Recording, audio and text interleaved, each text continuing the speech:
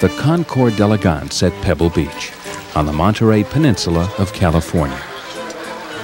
It is an annual gathering of the world's greatest automobiles, spanning a century of exceptional design and outstanding engineering.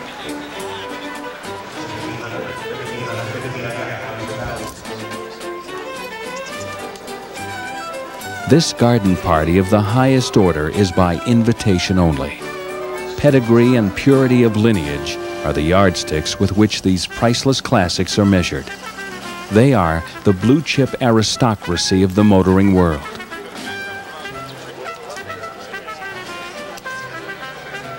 Amidst the full-fendered elegance and wire-wheeled opulence of the many grand automobiles of the past assembled here, a special display arouses the curiosity of even the most jaded members of the Pebble Beach faithful. These are the automobiles which bear the striking lines and bold curves conjured up within the minds of yesterday's most adventurous designers and engineers. Some lavishly sleek, and others playfully uncomfortable to the eye. These concept cars, or dream cars from the golden age of American style, silently preserve an era of unrestrained imagination. Now, some 4 decades after their birth, the dream cars reveal a fascinating story of boundless ambition and zealous optimism that emerged from the drafting tables of Detroit. Although they were created as pathfinders for the future, history has shown that the future and these intended bellwethers of tomorrow ultimately travel different paths. But the dream cars have succeeded as great rolling archives of automotive innovation, reminding us of the power of the imagination and the visual energy of great design, all of which can be found in these, the dreams of steel.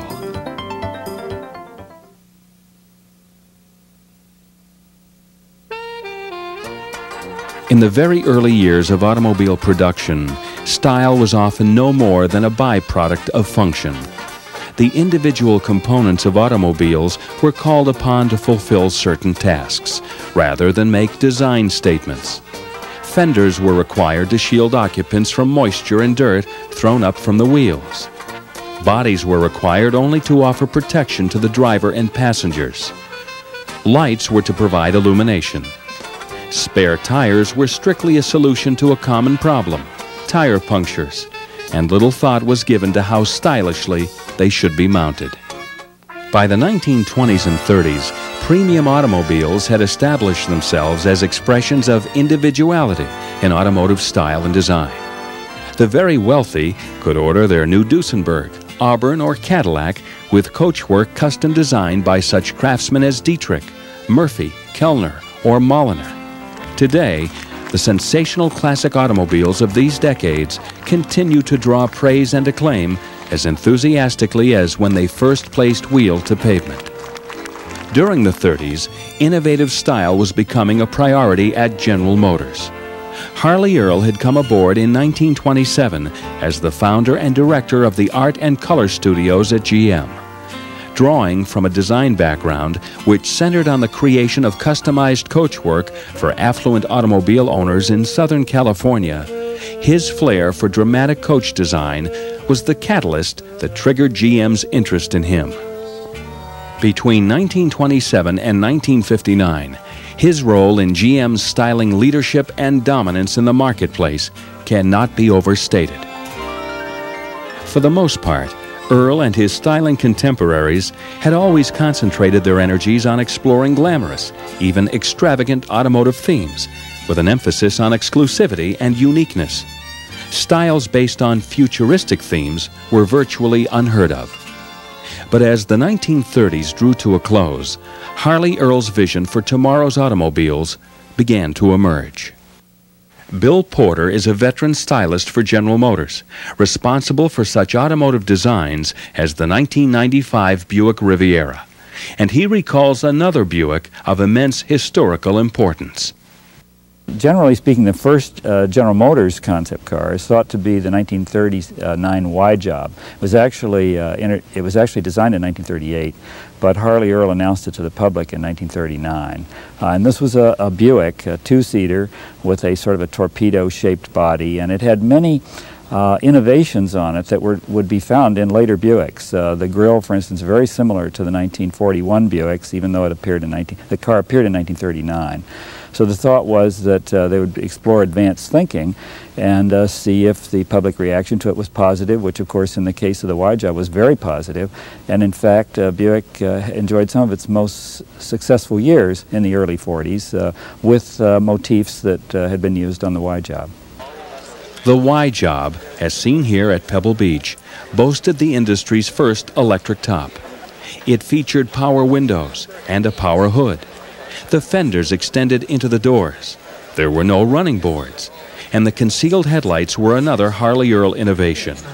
With the arrival of the Buick Y Job, the term concept car became a permanent element of the automobile designer's vocabulary. A concept car is a look into the future to determine the directions that we might be moving in terms of new design for any car we're doing, design-wise and engineering-wise. And it gives us an opportunity to review these cars or display these cars. For the most part, they're displayed. Some concept cars are never shown, but most of them are shown to the public to gauge the consumer reaction.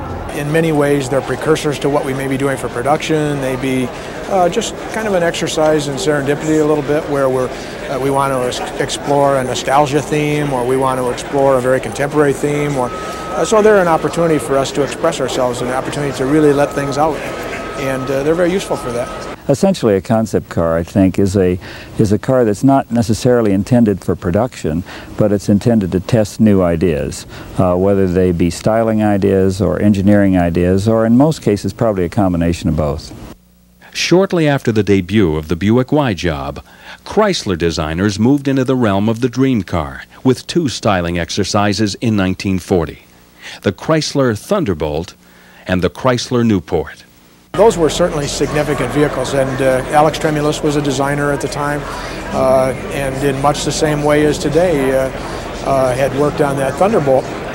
And it was a breakthrough for its time. It got rid of the applied fenders. It was a very different body form. The Thunderbolt had a disappearing hard roof. It had the first application of getting rid of the applied fenders. It was a breakthrough in a number of ways, covering the wheels.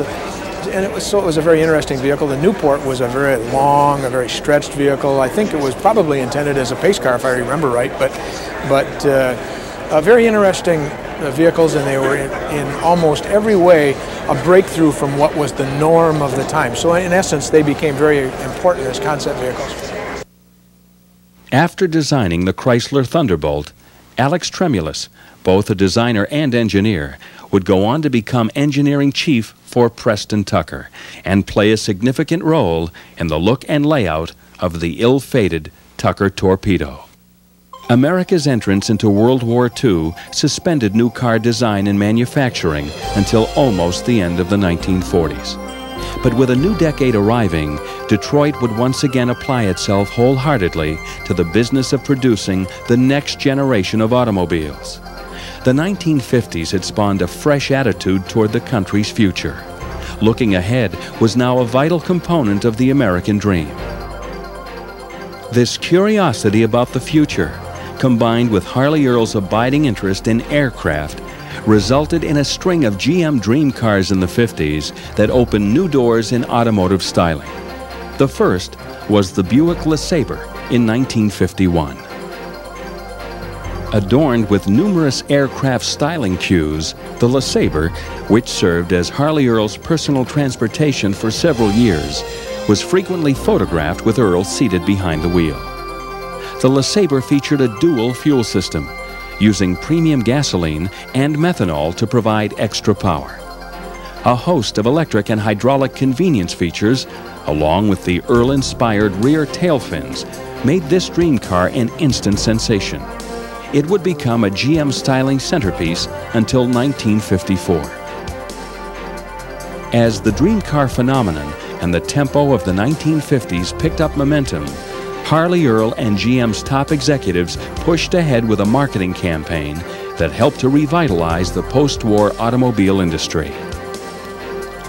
In the 1930s and 40s, GM had presented a series of industrialist luncheons at New York's Waldorf Astoria. Designed to gather the banking industry's most elite investors and key people from the nation's largest financial and industrial centers, these gala affairs, held in the Waldorf's Grand Ballroom, showcased GM's top-end products from each of its divisions. Throughout the 1950s, GM expanded the concept of the industrialist luncheons into what would be called the GM Motoramas. The idea was to have a place where people could come. In this case, the Waldorf Astoria Ballroom was selected in New York City. Then concept cars, or show cars as they were called in those days, dream cars, were then created by the design studios, one for each division, and then shown at the Waldorf Astoria amid a tremendous fanfare and stage settings that were, for the time, absolutely incredible. Giant arms would lift automobiles from the stage and swing them out with, of course, choruses of people singing and dancing and so on. It was really an incredible full-fledged type production, Hollywood and Broadway sort of combined. And of course the response by the public to these very dramatic cars, often with wild new ideas, was indeed tremendous. People talked about it, and then there was a traveling version of the Motorama with no doubt some of the more spectacular stage effects cooled down just a little bit, but the cars went on the road and were everywhere they went at each city, why they were greeted by literally tens of thousands of people and a tremendous interest. The GM Motoramas required several arduous months of preparation. Architects and set designers were contracted to conceive and build massive stages, backdrops, and kinetic sculptures.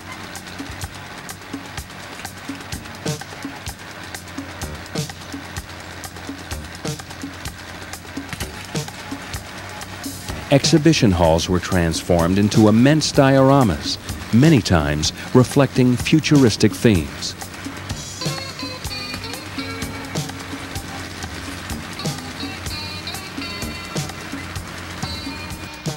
The cars themselves would receive hours of patient preparation, polishing, waxing, and careful detailing.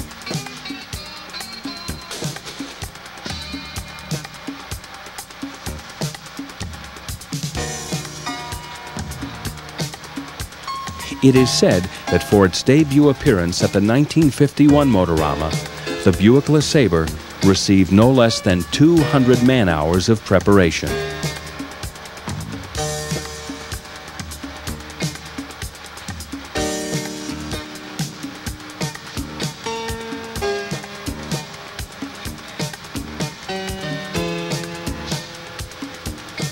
On move-in day, trailer trucks transported the show vehicles to the show site, and the laborious task of mating vehicles to displays would begin.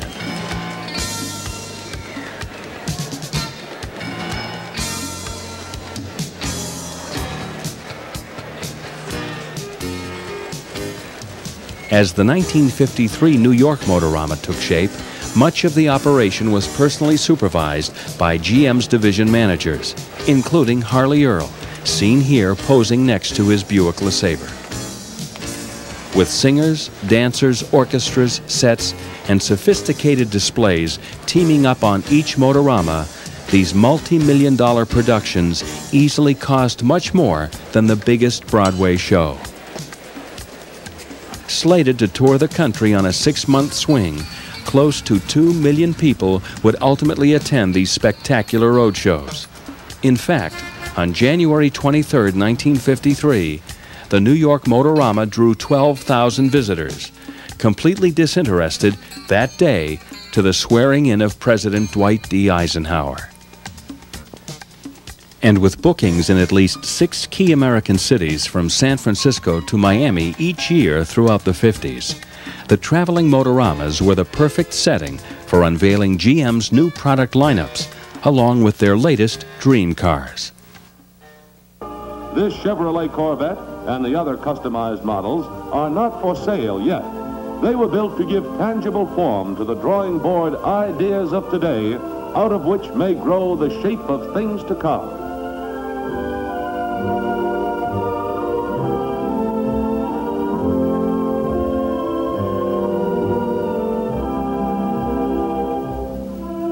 Pontiac's La Parisienne, a modernized version of the traditional landau. Oldsmobile Starfire. This car and 3 of the other customized models have glass fiber reinforced plastic bodies, results of an investigation into the possibilities of plastic impregnated materials as substitutes for steel.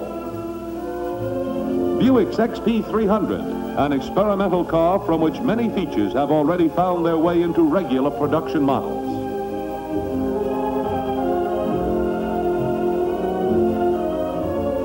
Cadillac's Le Mans, a racy, low-slung convertible built to carry 3 passengers behind a 250 horsepower engine. From road to top of windshield, Le Mans is only 51 inches high.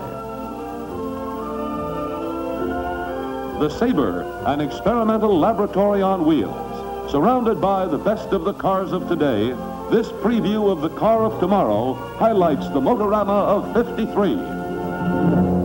And it's my personal opinion. I think that the dream cars of the 50s were not engineering or manufacturing oriented.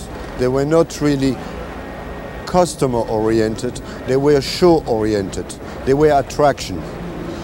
They were very nice styling exercise. Back in the 50s and the early 50s, when we were accused of designing all these lead sleds and large cars, the Europeans used to call them yank tanks. It's really what the buyers wanted. And let's face it, automotive design is really a reflection of our culture. And that's what our culture was back then. This was a period of tremendous optimism in America. Expanding economy, boom period. Americans were moving to the suburbs. Articles in magazines and so on talked about it wouldn't be too long until you'd have an airplane in your garage, maybe that the wings folded and you'd drive it out and fly to work, or maybe a helicopter.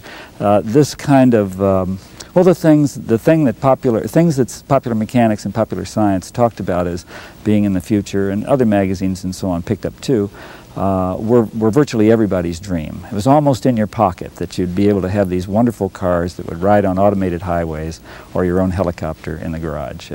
This was the era of exuberance and optimism. And the cars, the concept cars, of course, reflected it, as did many other appliances and so on.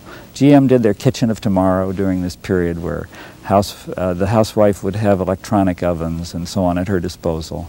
The dishwasher was, of course, a dream which became a reality. But some of the dreams never quite got here, as you know, but like the fully automated highways, but that was the era. It was really an era of, I think, incredible exuberance and a wonderful spirit in America. And I think the rest of the world looked at us at that time for this kind of direction. Anyone in those days, I think, anyone who could get to America probably wanted to come here. There was that kind of feeling everywhere. At the 1954 GM Motorama in Miami, a revolutionary dream car was unveiled to an awestruck public that would boldly usher in the most profound statement of future think Detroit had yet to conceive. The Firebird 1 was the first of 3 Firebird concepts to be built by General Motors. Its earthbound fighter plane configuration, right down to its control stick throttle and steering systems, easily made it a technological wonder of its time. The GM Firebird 2, designed by Norman James, debuted in 1956. And the Firebird 3, also a Norman James design, was unveiled in 1958. All 3 powered by the industry's first automotive application of the gasoline turbine engine. The turbine engine, in the meantime, as a jet fighter plane engine, had been developed right at the very end of the war. You know, the Germans had one just at the very end of the war, and we did too, although they didn't see action in World War II. But Harley Earl was fascinated with aircraft. By this time, he was totally taken with them, and not surprisingly, why the turbine engine was adapted to automotive use. And by 1953, when the first Firebird 1 came out, the actual aircraft-type turbine had been applied to an automobile design. And the car that you see behind me then is the first application in America of the aircraft-type turbine to an automobile. And of course it looks virtually like a fighter plane on wheels, which in fact it is. This is a non-regenerative turbine, and if you were to stand behind it when the engine was running, you would get some pretty hot ankles. Our Firebird 2 then, which succeeded this, and then the Firebird 3 were more, shall we say, civilized automobiles where the engine used was a regenerative turbine and the exhaust was much cooler and it was much more suitable for street use. This car, the Firebird 1, was actually tested at the desert proving grounds out near Mesa, Arizona by Indy driver Maury Rose, and was a very fast car indeed. I believe, in fact, it was briefly the fastest turbine-powered car in the world. The Firebird 2, as you know, had a titanium body, which was a radical new metal at that time, much stronger than steel, which Harley wanted to, he wanted to look at. And Bob McLean and the engineering group there, of course, were intensely interested in its possibilities for the industry because it was so incredibly strong. So the Firebird 2 was an experiment in the use of titanium. The Firebird 3, I think, is, in my view, is perhaps the most dramatic of all show cars. It's the all-time show car for me. And Norm told me one time that Harley had come in the studio and was talking to them about it, and he said, there's going to be big crowds at the Waldorf Astoria around this car. I'd like to have a car. You design me a car that you can, if you could be at the back of the crowd standing on tiptoes, you could still see this car. And of course, I guess Norm mulled this over for some time and of course came up with the idea of this sort of wedge flat fuselage thing with these gigantic fins, you know. I think I counted 9 fins on that car at one time. It's just bristling with fins, and of course it has a sort of a double bubble cockpit. And the fins, you know, while they're of course exuberant and all that, nevertheless, if you look at them closely, they're absolutely exquisite. They're beautifully, absolutely beautifully conceived. Up to that time, Harley Earl had been preoccupied with shapes that obeyed what he referred to as his highlight rules. In other words, they had to be sort of sausage shapes that when the light reflected on them, the reflections would carry along the full length of the car. And of course, these could be measured with little gauges that the model makers had with protractors on them and little bubbles, and they'd come in and make sure that the highlights checked out the whole length of the car. Norm just wiped away those rules. He just blew them completely. The highlights on the fins of the Firebird 3 ran all over the place, but the car looked wonderful. The Firebird probably was a very significant concept car. It never, they never really built anything in production that came close to it, except a lot of the fins that were on the first Firebird did start to appear on a number of the Cadillacs and other GM cars. But even before the Firebird, back in the early 50s, GM had a number of concept cars, and I think they were the first ones to do concept cars back then. While GM was playing to receptive Motorama audiences during this hotbed of dream car design, another giant of automotive style was forging his own trail of creative brilliance at Chrysler. Virgil Exner, who had worked with Harley Earl at GM in the 30s and later with the legendary Raymond Loewy at Studebaker in the mid-40s, joined the Chrysler design team in 1949. His forward-look styling theme of the 1950s earned the Chrysler product line critical acclaim, and his series of Chrysler dream cars, many built in Italy at the design house of Ghia, brought daring new shapes to the concept arena. In my opinion, the most significant, the most lasting cars that I think really withstood the test of time were some of the ones that were done by Virgil Exner. And he did them at Ghia in Turin, Italy, which is now a Ford operation. And one of the most beautiful ones he did was a dart, and he did a DeSoto. I don't recall the name of the DeSoto, but it went down with the Andrea Doria back a number of years ago when it was so. It never saw the show circuit. It went down when it was being shipped over to the United States from the Ghia carrozzeria in Turin, Italy. But those were very significant. I think that Virgil Exner probably did some of the most significant concept cars, which are still lasting today, I think. The Chrysler Norseman, a sleek, aluminum-bodied dream car, was on its way to America from Italy on July 26, 1956, aboard the Italian liner Andrea Doria. The car was lost when the Andrea Doria collided with the liner Stockholm off the coast of Cape Cod and sank in 200 feet of water in the North Atlantic. But numerous concept cars from the imagination of Virgil Exner have gone on to become automotive design hallmarks. The 1952 Chrysler C200, the 1953 Chrysler Special, the 1953 DeSoto Adventurer 1, the 1953 Chrysler d'Elegance, the 1954 DeSoto Adventurer 2, the 1954 Dodge Fire Arrow 1 and Fire Arrow 2, the Fire Arrow Sport Coupe and Fire Arrow Convertible, and the 1956 Dodge Dart. At Ford, there was less emphasis placed on the design and creation of dream cars in the 1950s than at GM or Chrysler. However, designers such as Frank Hershey and John Nadger conceived several wildly futuristic concepts during that decade, such as the 1955 Lincoln Futura, which would eventually serve as the platform for the Batmobile, used on the ABC television series Batman from 1966 to 1968.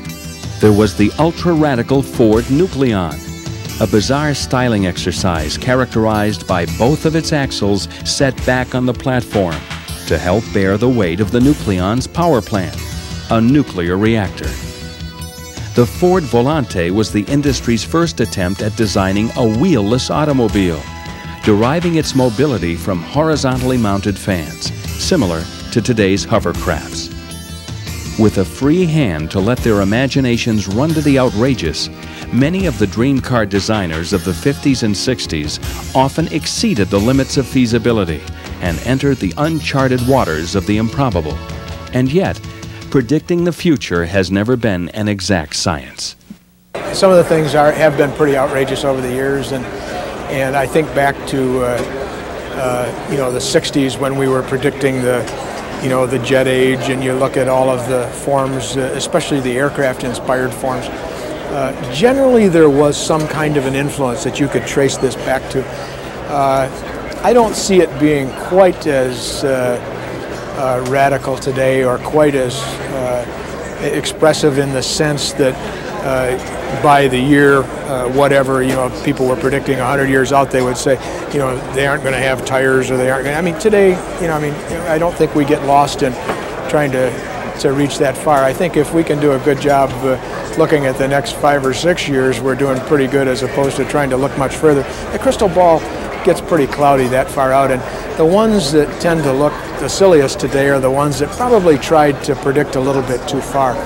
And that's not saying we shouldn't do that, but we should just be willing to accept the consequences, that they're probably going to look a little strange when the time finally arrives. I got into the business in the late 50s, and at that time we were still doing a number of concept cars that did reach, but they weren't necessarily feasible in terms of overall packaging, function, and production feasibility, whereas today the cars that we're doing at Ford are much more predictable. They're predictors of the future, and rather than just being a very way out reachy type stretch design, I think they're much more functional. They're much more realistic in terms of production feasibility and function and engineering. So they're much more serious attempts at looking at the future than they were back in the 50s. Although I think in both cases, in the 50s and today, we were always looking into the future. It's just that we're looking more seriously now, and we have the technology that allows us to be more serious with the cars today. with computer technology, we can go through much more simulation to predict the actual performance, the dynamics of the car. We didn't have any of that available to us, say, 15 or 20 years ago. Possibly because I think this incredible naive exuberance of the late 40s and 50s maybe isn't with us today. We're a little more perhaps drawn in, we're a little more introspective today. Maybe you could say we're a little more realistic, perhaps. And I think too a number of companies have taken to the notion of introducing concept cars as a way of, shall I say, doing a little downfield blocking for their future products. In other words, rather than the concept car being totally exploratory and actually reaching way beyond their current product lineup, the concept cars actually become almost a means of introducing their product or the ideas in their products a year or two in advance to warm the public up to them. And that's a totally different take on the concept car than, say, the Harley Earl take, which was, of course, to be highly experimental and just reach out as far as you possibly could. As the freewheeling 50s motored on, the stream of dream cars rolling from Detroit's Big Three kept America's auto-buying public thoroughly entertained with grand images of things hopefully to come. The 1953 Ford XL 500 featured a push-button transmission, a telephone, and dictaphone, plus electric jacks to raise the car for tire changing. The 1954 Buick Wildcat II, unveiled at the 1954 GM Motorama, was featured in a GM promotional film starring GM President Harlow Curtis. The 1954 Ford Atmos, purely a styling exercise, it was engineless, but was the first Detroit dream car to come equipped with an onboard radar screen. The 1954 Pontiac Bonneville Special. Although similar in appearance to the 1954 Corvette, they shared no interchangeable parts. The 1956 Pontiac Club de Mer, which sat a remarkably low 38 inches high and was built of hand-formed aluminum. And the 1959 Cadillac Cyclone, equipped with dual radar pods on its two front nose cones, would signal the driver of objects in its path. Now on exhibit at GM, the Cyclone's unique sliding doors and aircraft styling embodies the flavor of GM's dream car direction in the late 50s. The barrage of dream cars pouring from Detroit began to wind down as the 1960s arrived. The national euphoria of the 50s had been replaced by new sensibilities as the decade changed, and the automobile industry shifted its focus from the distant future to the immediate future. In 1961, Chrysler shook up the automotive status quo with its turbine car. Powered by Chrysler's version of the gas turbine engine, it could be fueled by gasoline, diesel oil, kerosene, or even cooking oil. It required no tune-ups or oil changes and had 80% fewer moving parts than a conventional automobile engine. With controversial styling created by Chrysler designer Elwood Engel, and with a tangible connection with future automotive technologies, 50 turbine cars were built by Chrysler.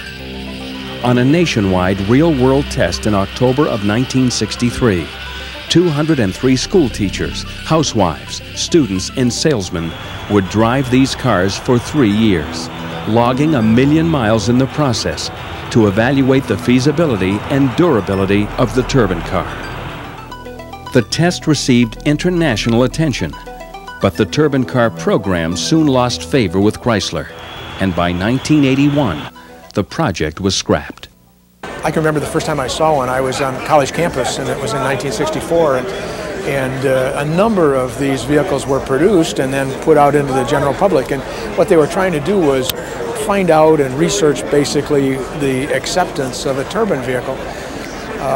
And they were very important. They were an important theme. I think they were an opportunity for the designer at the time, Elwood Engel, to express himself. And certainly that came after a period, in the 50s, which was rich in concept cars as well. The turbine, first of all, the tremendous heat inside of the turbine called for metals of very special metals that had to withstand those high temperatures and retain their exact shape so that the air could pass through them. And I think that the metallurgy alone, the cost of that, precluded their use in automobiles. Also understand that the turbine works best when it's running evenly at very high speeds, which of course in a jet aircraft is exactly what happens. When the aircraft gets up to its cruising altitude, the turbine can run then more or less continuously without having to vary its power loadings over a tremendously wide range, such as happens in the automobile. As you go down the average boulevard in America, and every at least quarter of a mile you stop and start, then you pull into residential streets and you're stopping at stop signs every block, the engine and is working up and down, continuously changing. Understand this is not very good for the turbine. The turbine operates much less efficiently that way than it would at continuous speeds. The Chrysler Design Studios forged ahead with several styling-based dream cars during the early 60s. At the same time, the turbine car was staking Chrysler's claim to technological leadership. One was another turbine-powered exercise. The Chrysler TurboFlight featured a hydraulically raised and lowered canopy and a rear spoiler, which hinted of styling touches yet to come on high-performance vehicles. The Plymouth XNR combined futuristic styling with what was called asymmetrical design, placing scoops, fins, and emblems purposely off-center. In 1962, Lee Iacocca, only 36 years old and general manager of the Ford Motor Company, was very much convinced that baby boomers who were now reaching driving age were looking for a car that targeted their exuberant lifestyle. Ford stylist John Nadger was directed to design a two-seat sports car aimed directly at this new youthful consumer group. In February of 1962, preliminary drawings were completed, and by October of that year, an operational prototype was ready for evaluation. It was unquestionably the most influential concept car of the decade. A mid-engine two-seat roadster with a low-slung suspension and a race car profile, the Mustang I seemed to be a shoo-in for production. But Iacocca soon realized that the market preferred a four-seater, proven by the fact that Ford's four-seat Thunderbirds had been easily outselling the more enthusiast-based two-seat Thunderbirds of the mid-50s. Designer David Ash took the Mustang I concept and made the changes Iacocca had requested. Ash's completed drawings of the Mustang II differed little from the actual production Mustang that debuted on April 17, 1964. In just over 2 years, Ford had taken a fresh design concept and brought it to an extremely eager marketplace. The Mustang really had a strong influence on the overall shape of the car, and obviously was a very successful car. So from the Mustang on, concept cars were much more predictors of what the actual production cars would be. And that Mustang had a very strong influence on the actual production Mustang, which came out in 1965. Actually, it was a 65 introduced in 64, but it really had that effect on it. I remember as a kid when I saw the first Mustang concept car, I was really impressed, and I thought at the time, well, if a company is doing things like that, I have to work for them. I have to try to do whatever is humanly possible from my side to be engaged in the Ford design team. And fortunately, I achieved it. As the 1970s arrived with energy, environmental, and safety concerns, the genesis of Detroit concept cars gravitated toward world transportation issues and generally ceased to address the more light-handed pursuit of exterior design. Most concept cars were no longer excessively large or overly equipped with fanciful convenience features. Aerodynamics were now a primary objective when creating new shapes, as fuel economy became a prerequisite for any proposed concept. The marketplace was in a state of flux, and Detroit's designers and engineers were redirecting their roles from prophets of style to providers of solutions. The era of the think anything, try anything, do anything dream car was over.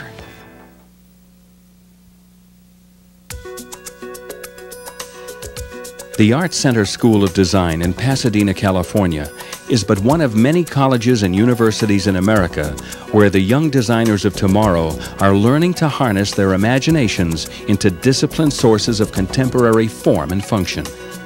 It is here that the seeds of creativity being sown on drafting tables and sketch pads will someday shape the vehicles the world will be driving in the next century. We work very strongly with the colleges, primarily as a training tool, because those are the designers of tomorrow, and we want to train them in the best ways we know how. So we want them to learn the language, the technology, but more importantly to be able to make good design.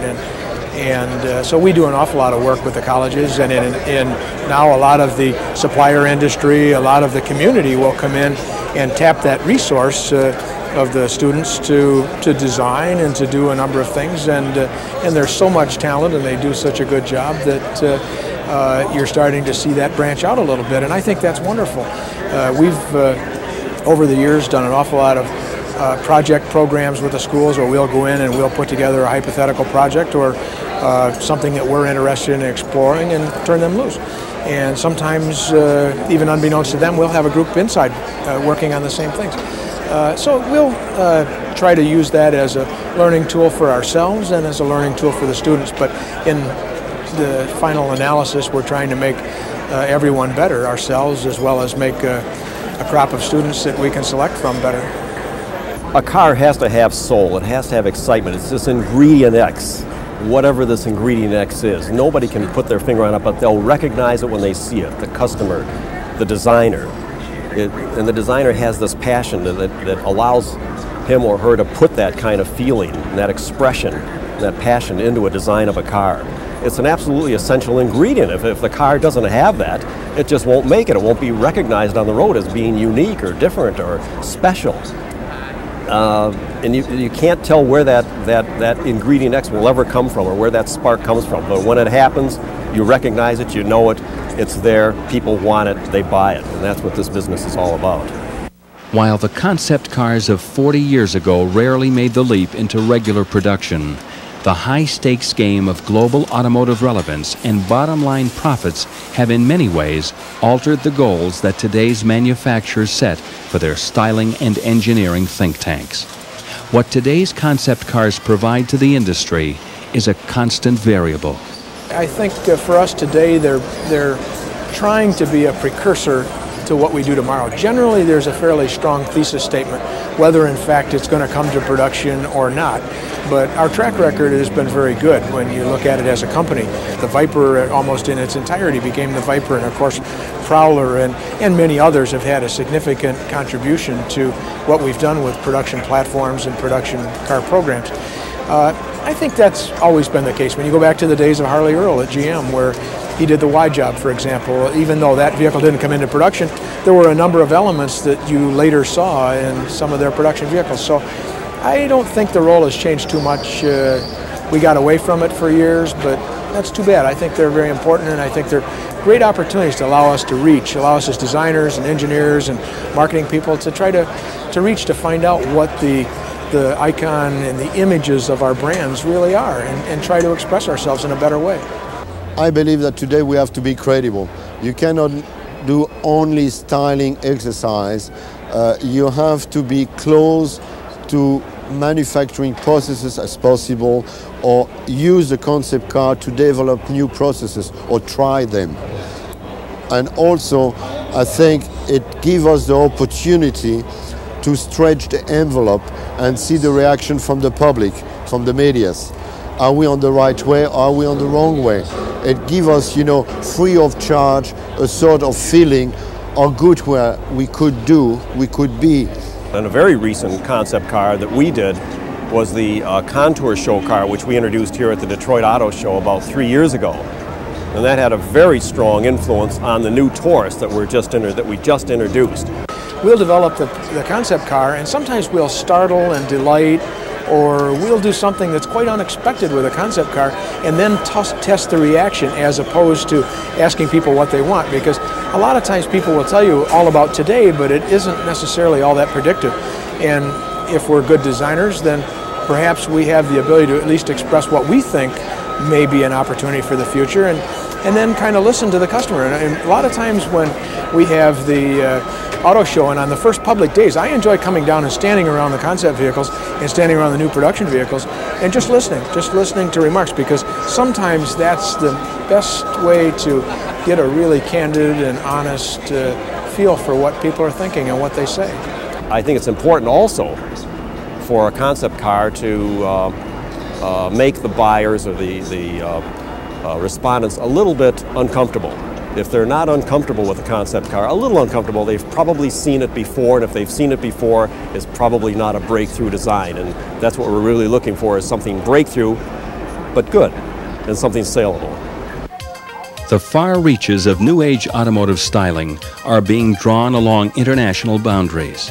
Here in Japan, the Toyota Idea Olympics is an annual exposition of startling innovation, where the saying, "anything goes," takes on a whole new significance.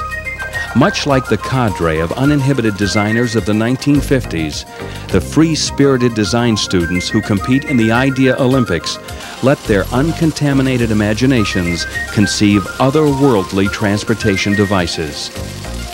Like the dream cars of half a century ago, these 21st century counterparts represent the astonishing destinations that can be arrived at when there are no limits placed on creative vision.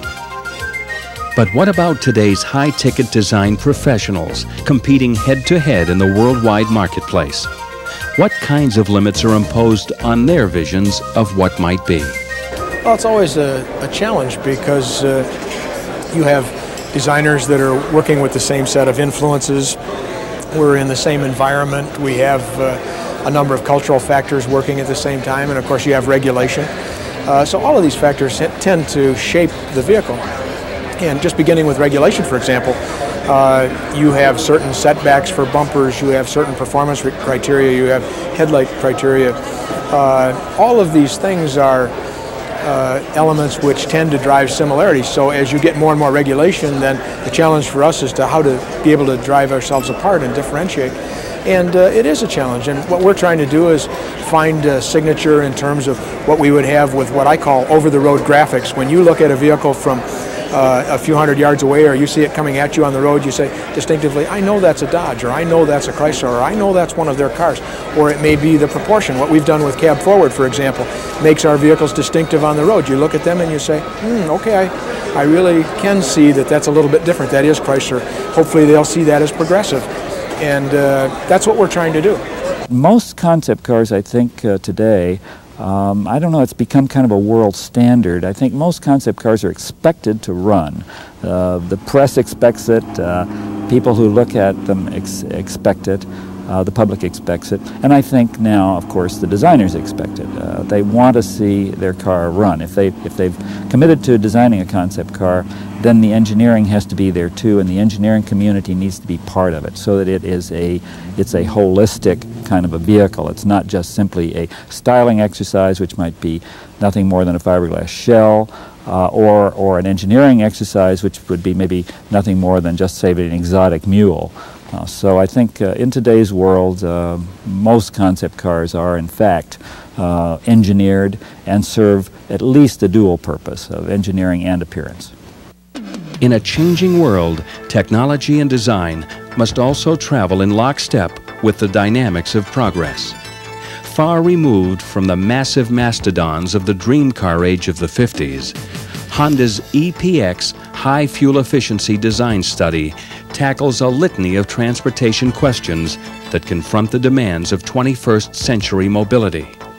And yet, the heritage of the classic American dream car and the wellspring of technology that defines the modern approach to automobiles may both be represented in one of Ford's most recent concepts, the Lincoln Sentinel.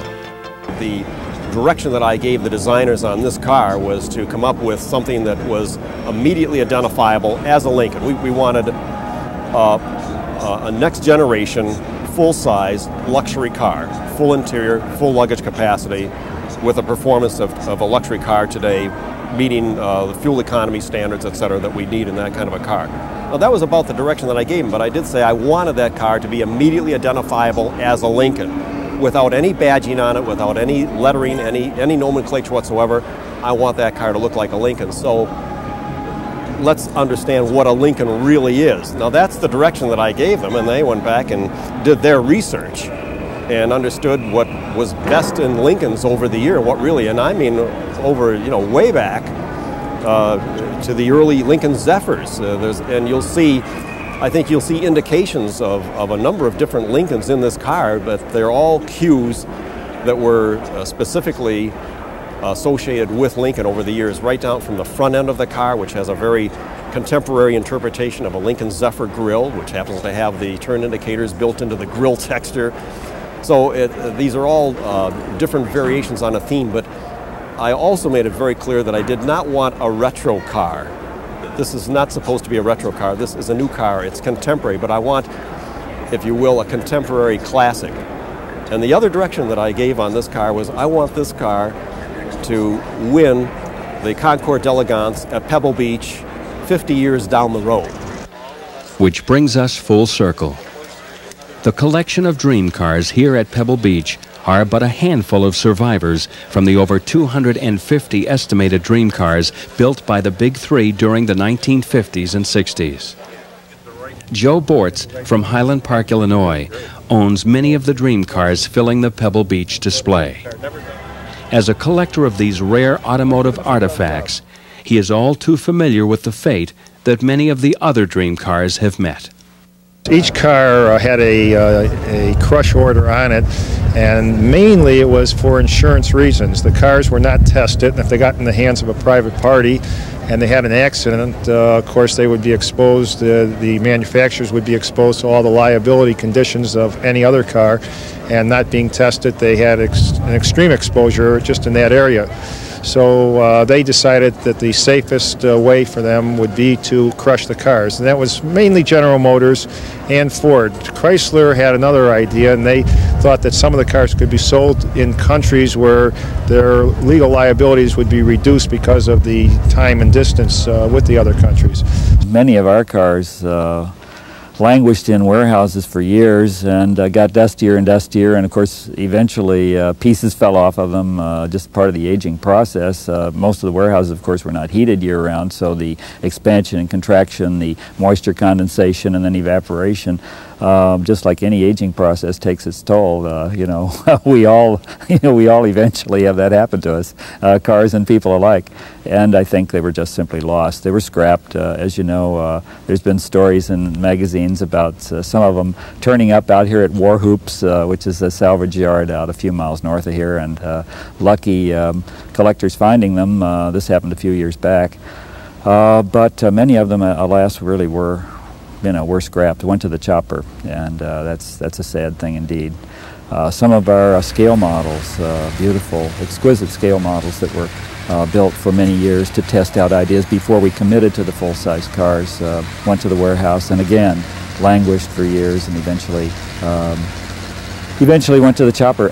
Hate to say it, but it's still going on. It still happens today. The 1955 Chrysler Falcon Ghia. The 1956 Dodge Dart, which became the Dodge Diablo in 1957. The 1953 Chrysler d'Elegance. The 1954 Dodge Fire Arrow Roadster. The 1954 Plymouth Belmont. The 1956 Packard Panther. Now, looked upon by some as the automotive equivalent of sideshow curiosities, they were once signposts to tomorrow. Cars that took us inside the minds of our most brilliant designers, while at the same time taking us beyond the horizons of our own perceptions of the possible. What few of them remain can still challenge the eye and test our readiness to accept new things. And as the world expands into new areas of discovery that continue to reduce the distance between fantasy and reality almost daily, there is still much we can learn in the lessons being spoken by the dreams of steel.